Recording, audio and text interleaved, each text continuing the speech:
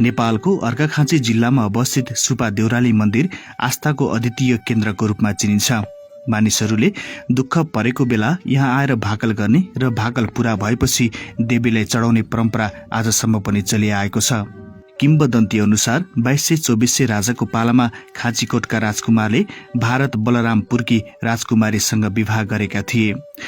लगन सम्पन्न भएपछि दुलेहीलाई लिएर फर्कँदै गर्दा बाटोमै जन्तीलाई भोज खुवाउने योजना भयो।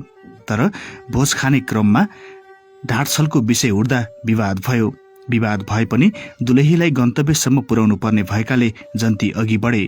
तर बाटोमा अचम्मको घटना भयो। दुले बोकेको डोलीबाट रगतको थोपा चुहिन थाल्यो।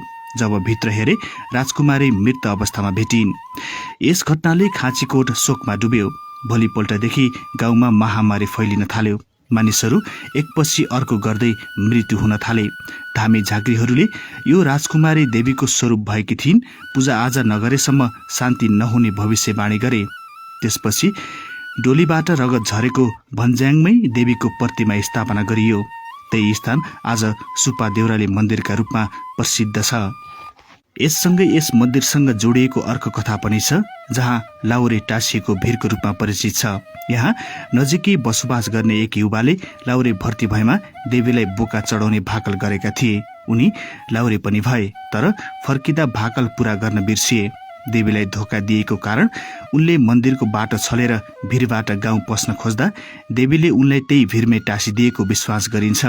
आज पनि सुपा देउराली मन्दिर नजिकै देखिने लाउरे टाँसीको भिर त्यही कथाको प्रमाणका रूपमा स्थानीयले देखाउने गर्दछन्। यसरी देवीको अद्भुत शक्ति र भक्तजनको आस्थाले सुपा देउरालीलाई अझ विशेष बनाएको छ। यहाँ आउने श्रद्धालुहरू आफ्नो मनोकामना लिएर आउँछन् र विश्वास गर्छन्।